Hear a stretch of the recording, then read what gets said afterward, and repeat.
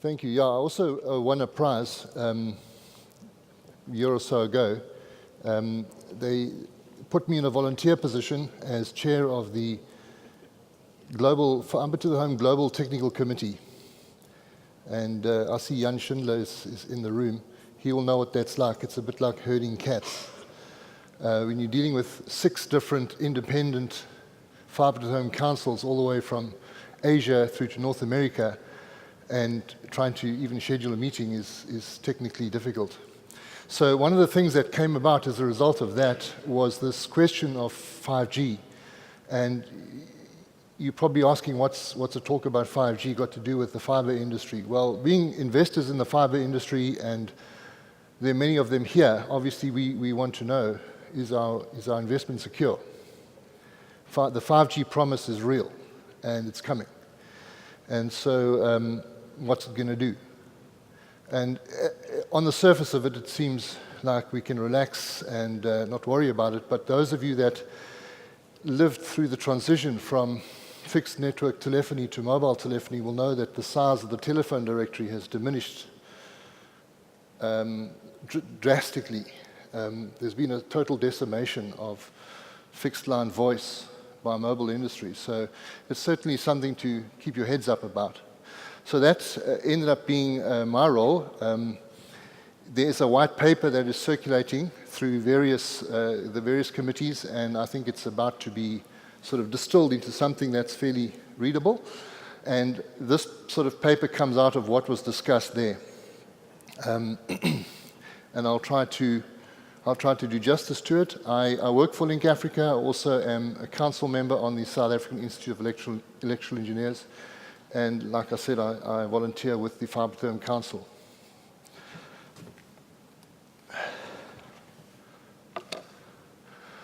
So if you are a telecommuter or any kind of technophobe or an entrepreneur, when it comes to technology and broadband, and if you even hear that there's fiber coming anywhere close to where you live, you start to get excited.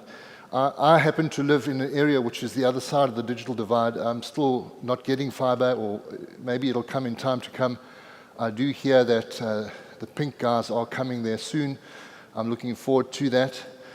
But there comes a time when you have to ask, being fiber, it's pretty much a hardwired situation. You have to dig trenches, you have to get way leaves, it's complicated, and it's expensive, and it takes a lot of time. So it's not obvious that, if I had a really great broadband experience, then maybe I wouldn't bother. And we are talking about the future. 5G isn't here yet. There's pilots and tests being done, but we're a good 5, maybe 10, even 15 years away from total commercialization of this thing. We're going to see it happen. It has a great promise. We're talking 10 gigs and those sort of speeds. So it's a way off before we can decide if it's going to make a difference. So I approach this thing from 2 points of view, the supply side and the demand side. So on the demand side, you've got consumers like myself and yourselves who want to consume broadband. We need broadband. We want a fast, efficient connection, and we want it at a cost-effective price. On the other hand, the providers who are looking at hard numbers, they're looking at business cases, they're looking at take-up, they're looking at CapEx and OpEx cost, and like we heard from some of the panelists earlier, they're picking the low-hanging fruit. And, well, those are the easy things to do. But at the end of the day, everyone wants it, everyone needs it, and I've always been one to sort of bemoan the fact that the Matthew principle seems to prevail in this industry. Those that have broadband get even more broadband, and those that don't have it get even less. So it's a concern for me, but obviously, I was encouraged to hear that Salga, for example, are going to help us to improve the service delivery of getting wayleave processes done faster. Those kinds of things are encouraging. Nevertheless, you can't separate the two things. You can't separate the need for broadband from the business case viability. Unfortunately, the hard numbers do count. A key question I think needs to be answered is, what is the average acceptable speed for broadband for a consumer? I'm quite happy to deliver gigabit speeds to everyone's home, but do we really need it? If we all had 100 megs or a gigabit, it's great to talk about it around the Bra fire, but the reality is we're not really using probably much more than 20 megs currently, or 10. Obviously, this is a moving target. I think over time, we've heard people speak of gigabits and even 10 gigabit speeds. We don't quite know how the entertainment industry, the virtual reality industry, the augmented reality industry, all of these applications are going to be driving these bandwidth applications towards the consumer. So Cisco, for example, indicated that speeds in excess of 100 megabits are expected to be available in less than 10% of the residential market worldwide.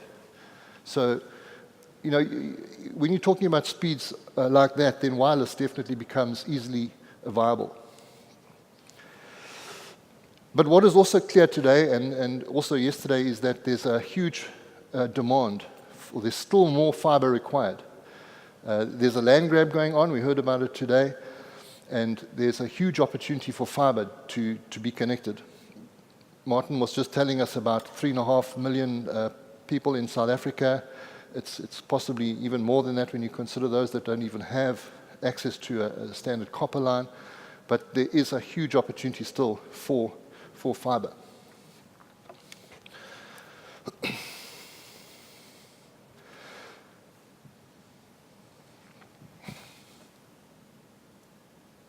Sorry, I'm just reading notes at the same time.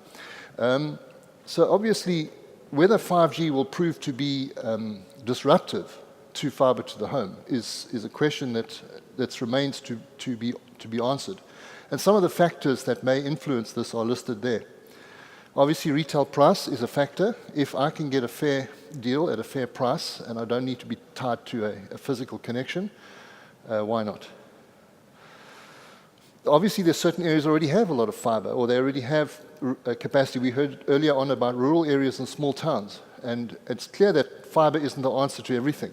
There's also very good, very acceptable wireless solutions. Consumers aren't necessarily fixed, especially with the great amount of urbanization that's been happening around the globe, and in South Africa is no exception. There's a lot of transient traffic. Applications are now demanding a huge amount of more capacity when you talk about 4K, 8K video, gaming. All of these things are really pushing the envelope, and obviously quality of service factors. The consensus, I believe, however, is that fiber infrastructure and wireless infrastructure are both required. I don't really think it is a case of either or. It's going to be a case of whichever meets the need at the time, and we're going to need both of them. There's also, it's clear to see that 5G in itself is going to rely heavily on deep fiber penetration into many, many areas. The cell size is small. We're talking about coverage of 50 meters to 500 meters. Essentially, you're looking at a base station outside every home, if not on the home. That's how dense it plans to be. So it's almost a moot discussion, really, because if fiber to the home, as we understand it, slows down, fiber to the site is going to grow tremendously.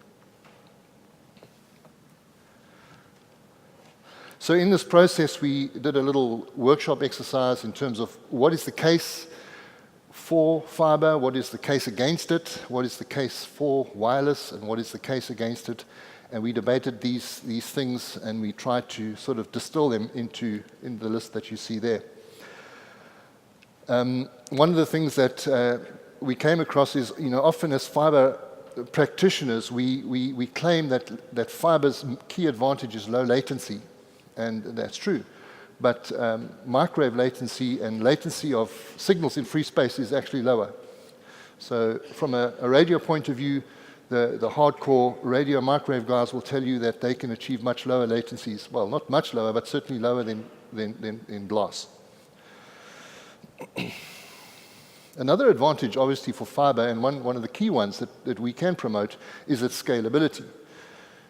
You can easily scale from megabits to gigabits to terabits on fiber, which is a little bit more difficult when you're dealing with a spectrum-based application. So there's quite a lot of things that fiber and the fiber industry can count on in terms of its strengths, and there's quite a few opportunities there that the fiber industry can claim and can milk into if they wish to. And obviously the weaknesses of it we'll discuss, but the high cost, we've heard about that as being a challenge.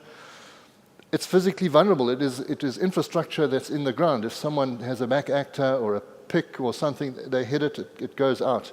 If the wireless network breaks, it usually can reconstruct itself and get back into service after a much quicker period of time. We've heard about the issues with rights of way and how difficult it is sometimes to get those and how complex that is. And never mind the rights of way in public space, we heard a little bit about it, but getting into private estates and private buildings can be almost as difficult, if not more so in some cases.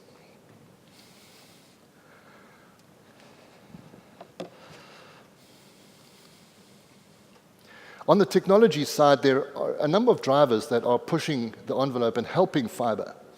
We currently sit with a technology called PON, or passive optical networking, and that is evolving into the next generation PON, which gives us advantages which are orders of magnitude more. The 2.5 gig download speed of PON and the 1.25 up is being replaced by 10 gigs, 40 gigs, 80 gigs capacity on next generation PON with WDM capability.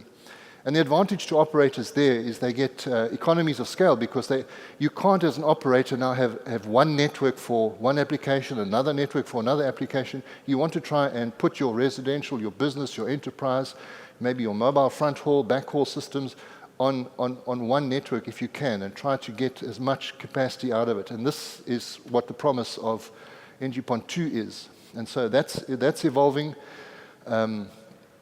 And we should see that in the not too distant future. We also heard briefly earlier this session about SDN, software-defined networking, virtualization.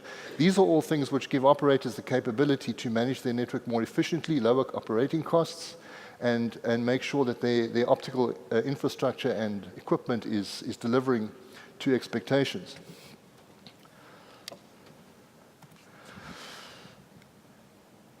In terms of the case against fiber, like I said, it's really a hardwired network. Thank you. Has this got single malt in it?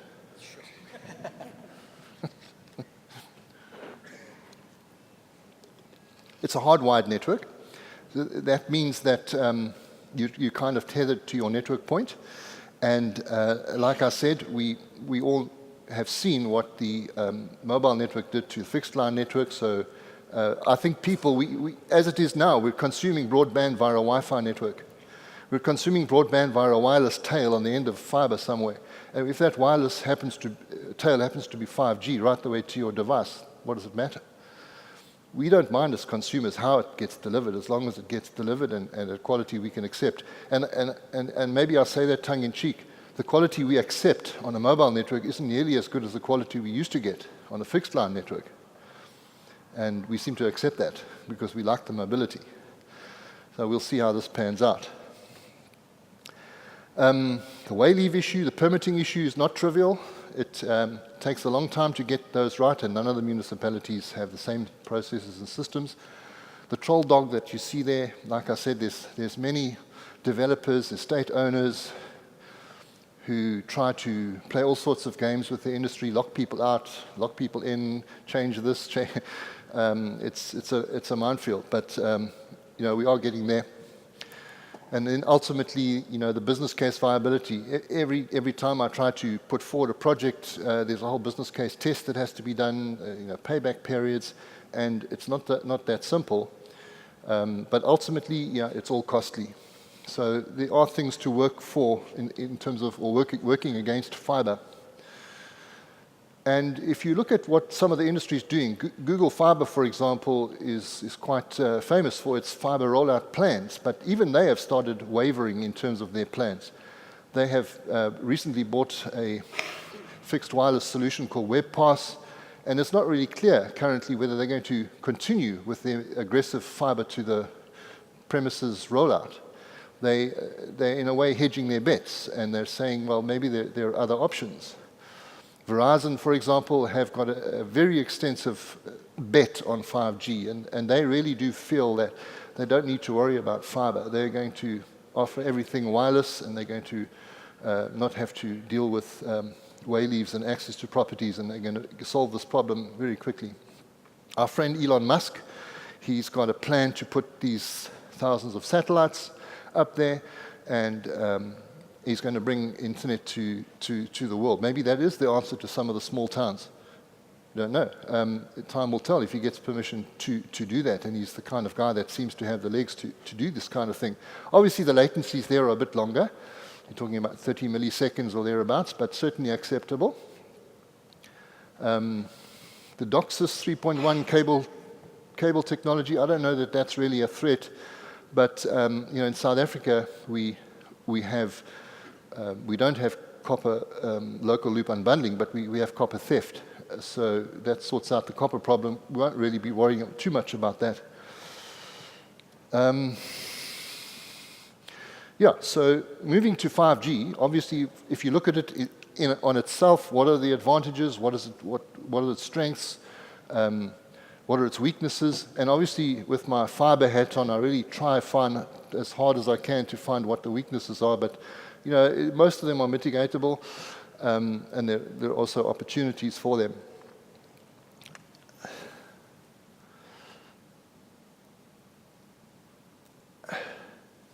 According to reports that I've seen, this 5G technology is really going to change things. It's really going to fundamentally change the way the game is played. So I don't think it should be taken lightly. I think it's definitely going to be a part of the solution, especially as we move towards these IoT smart city environments that we're all hoping to get right. Definitely is a solution, and I think Richard mentioned it earlier. When it comes to the IoT environment, you're talking about millions and hundreds of thousands of devices that have to connect, and they're going to need a medium, and this is definitely going to be one of the answers to it. Wireless is obviously a lot less disruptive than doing fiber. You've got no wayleave issues, maybe some environmental issues, put up your mast, but you can project your signals across many domains very, very quickly. It takes months to lay out a fiber to the home installation, but with wireless it can be just a matter of a week or two, and you can be up and running. And like I said, this 5G has been shown to support up to 10 gigs of capacity, okay, in a lab situation. But it certainly has the legs, and in a perfect environment to be able to get there. And latency obviously isn't really a problem for it. They're claiming latency is of sub 2 milliseconds, even better than fiber in some instances. So definitely it has the legs. I found this quite interesting. The Telefonica, which is I think O2's brand, or O2 is Telefonica's brand in the UK, they're looking at the investment in 5G as tipping over at some point and becoming far more valuable than fiber by 2026. And they're looking at this as an economic benefit to the UK. And that's why they're promoting that this technology will be even more beneficial to them in terms of their GDP and their economic impact. So again, it shows that it's not something that you can take lightly, it needs to be taken seriously, but we'll see how that pans out.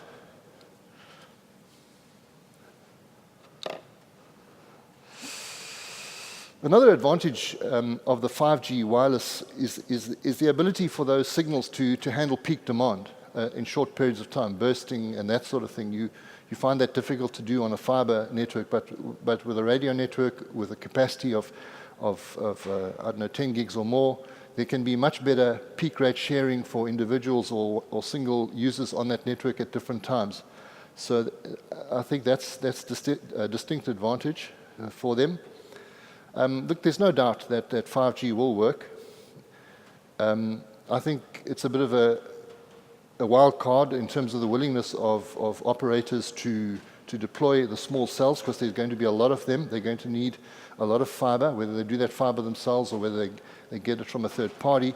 But the prognosis for the fiber industry is still good. If you have to have small cells in the 50 to 100 meter range, you're going to have fiber going to, if not the property, the lamppost just outside the property anyway.